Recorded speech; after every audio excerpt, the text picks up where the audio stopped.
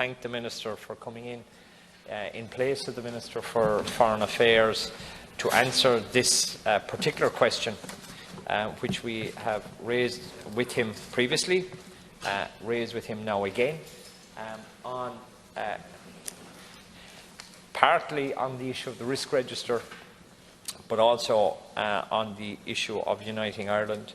And before I begin, I'd like to welcome Caroline Mulvaney to the Chamber, who has been working in my office on a number of research reports, and I hope she found some benefit and definitely some insight into politics in Ireland, as opposed to how it works in the United States of America. Minister, over the last number of days, we've had everybody from the head of the Orange Order to even today in the Irish Times, Simon Carswell, interviewing members of the UVF in the north about the issue of unifying Ireland or a united Ireland.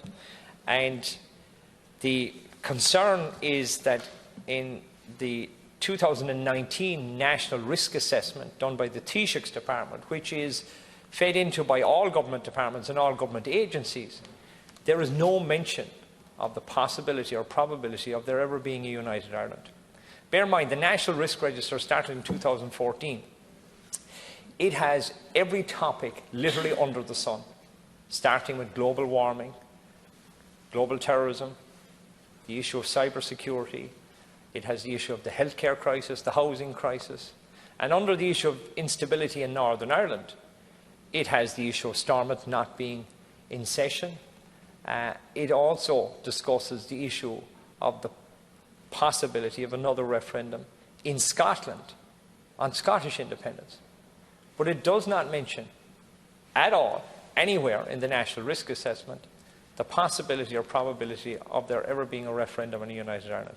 When myself and Deputy Sean Fleming asked the Taoiseach and the Taoiseach the question as to why the issue of uniting the people of Ireland, the main aim of the state under Articles 2 and 3 of the Constitution, is not in our National Risk Assessment, the Taoiseach's reply was that he did not see it as a risk, but it was too important and too sensitive to be in the National Risk Assessment. The Taoiseach's reply, the Minister for Foreign Affairs, on the issue of a referendum and the preparation required for a referendum, which would come under not only his department but the entire government, as to what they were doing about that issue, was that they would deal with it when the Secretary of State for Northern Ireland calls the referendum. Now, as we all know from Brexit, you need long-term planning and engagement, long in advance of ever holding a referendum. The lesson for Brexit in Ireland's case is that you should not call a referendum and then try to figure out the future.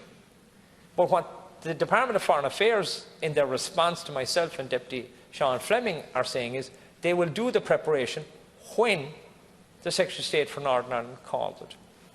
There was a court case in Belfast under which a unionist took the Secretary of State to court to try and find out and to force her to come up with a policy on how she would determine that the majority of people are in favour of United Ireland as provided for in the Good Friday Agreement, and she refused to come up with a policy. But under the powers of the Northern Ireland Act, the Secretary of State and the Secretary of State alone decides who gets to vote in that referendum.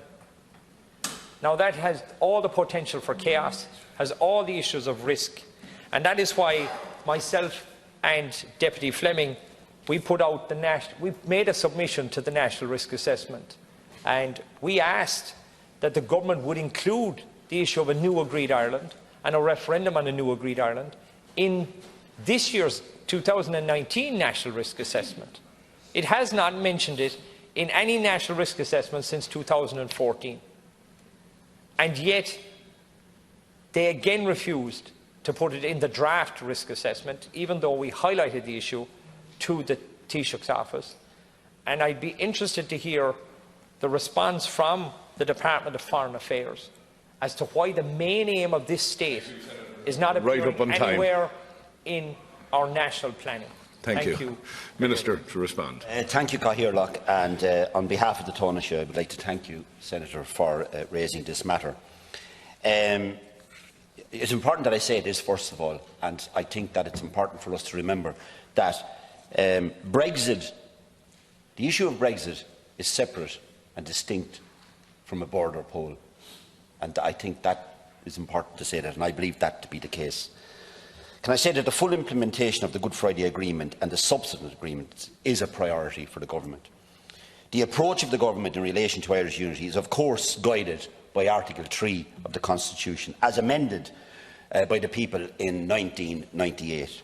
The principle of consent and the possibility of change in the constitutional status of Northern Ireland are fundamental elements of the Good Friday Agreement, endorsed by the people of this island, both north and south. And I think it's worth recalling here the precise wording and provisions of the Good Friday Agreement in this regard. Under the agreement, the Irish and British governments firstly recognise the legitimacy of whatever choice is freely exercised by a majority of people in Northern Ireland with regard to its status, whether they prefer to continue to support the union with Britain or a sovereign united Ireland. Secondly, recognise that it is for the people of Ireland alone, by agreement between the two parts respectively, and without internal impediment, to exercise their right of self-determination on the basis of consent freely and concurrently given north and south, to bring about a united Ireland. If that is their wish, accepting that this right must be achieved and exercised with the subject to the agreement and consent of the majority of people in Northern Ireland. And thirdly, affirm that if in the future the people of the island of Ireland exercise their right of self-determination on the basis set out above, it will be a binding obligation on both governments to introduce and support in their respective parliaments legislation to give effect to that wish. The holding of a referendum in this jurisdiction is therefore connected with the calling of a border poll under the terms of the Good Friday Agreement in Northern Ireland. While the decision to hold such a poll in Northern Ireland rests with the Secretary of State in Northern Ireland, the Government of Ireland does not believe it likely at present that such a border poll in the near future would result in a decision of the majority of the people of Northern Ireland in favour of constitutional change. In these circumstances, it is the Government's view that a referendum on Irish unity against the background of the ongoing political impasse in Northern Ireland and the increased uncertainty created by Brexit would only add to the uncertainty and the division at an already difficult and sensitive time for all of us on the island of Ireland. In the absence of the prospect of a referendum in the near future, the Government has not made specific preparations on this issue and does not have immediate plans to do so. The Government's immediate priorities are twofold: to ensure the protection of the agreement in all its parts and the gains and benefits of the peace process in the context of the UK withdrawal from the EU, and to secure the functioning of the evolved power-sharing institutions in Northern Ireland and the North-South Ministerial Council. And as the Senator is aware, the Government is currently actively involved in talks to achieve that process. Issues of risk in relation to Northern Ireland are considered as part of, if you like, the annual national risk assessment. Although a border poll would not be regarded as a risk, and the very important and sensitive political issues related to it, it would not be dealt with in the risk assessment process. The question of relationship on the island of Ireland and between Ireland and Britain are always considered as part of the annual national risk assessment, always considered. In this regard, the national risk assessment was one of the first official acknowledgements of the risk posed by a potential Brexit, including associated risks with Northern Ireland, further reflecting the Government's commitment to identifying, preparing for and mitigating risk. Earlier this week, the Government published its update Brexit Contingency Action Plan, and this reflects the extensive work which has been taking place at EU level and on a whole-of-government basis, including the Brexit Omnibus Act, to prepare for a no-deal Brexit. and it sets out the next steps to be taken between now and, of course, the 31st of October. It also makes clear that it will pose particular risks for the Good Friday Agreement. Sorry? We need you to finish up. Okay. For all Ireland economy and for Northern Ireland's economy, political stability and community relations. And can I just say, I want to make it clear that in the event of a future referendum within the consent of the Good Friday Agreement, the Government has confirmed it will make all necessary preparations according with the terms of the Constitution and the principles of the procedure of the agreement. Thank you, Minister. Senator Daly. And thank you, Minister. And just in relation to your last reply, the Government is obviously not, in your last statement, where you said you would prepare for the referendum when it is triggered by the Secretary of State for Northern Ireland. Clearly, the Government isn't learning the lesson of Brexit, whereby it will only take action when the referendum is called. We all know, including the Chair, that a referendum needs to be, especially on this issue of unifying Ireland, needs long-term engagement, years of engagement, not just when the Secretary of State calls a referendum, which would only give months.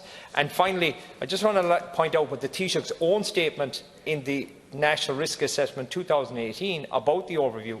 He said, the aim of the National Risk Assessment was to counteract groupthink and to ensure all voices are heard by government. It seeks to prevent a repeat of mistakes of the past when dissenting voices were not heeded, leading to catastrophic consequences for the people of Ireland. And for the reply from the Taoiseach and previously from the Taoiseach to say that they did not see a border poll as a risk, but it was too sensitive to be in the National Risk Assessment, beggars belief. And even you, Minister, must be questioning the reply you were asked to give here today to state that although a border poll would not be regarded as a risk, and the very important and sensitive policy issues related to it would not be dealt with in the National Risk Assessment, even though we deal with everything from global terrorism to global warming to the housing crisis. Thank you, Senator. Crisis. We are not willing to deal with the main of the state inside in the National Risk Assessment. Senator Moira Devine. Sorry, could I just... do I have a response? Very quickly. Yeah, very quickly. There's two issues here. Number one, that you've mentioned Brexit on a number of occasions. That is in the risk assessment. Brexit is separate and distinct from a border poll. Also, Brexit is not a method of unifying Ireland. And by the way, there have been two distinct opinion polls, and opinion polls have been taken consistently in both Northern Ireland. And the latest one was taken in March 2019 by the Irish Times, which said that 38% of people thought there should be a border poll. Only 38% in Northern Ireland. And 32. Senator, no. But also I'm not asking for a border poll. Senator Daly, please take your seat. Senator, take your seat. The lesson for Brexit is you don't call a referendum and then, take your seat. Only 32%. They were willing to do. Only 32% of people would favour unification at this time. Northern Ireland said that they would vote for United Ireland in the event of a hard Brexit. I think you're not reflecting the views of people in Northern Ireland. Minister, have to be reflected. Minister, I'm moving on. Based on the Good Friday. I'm moving on.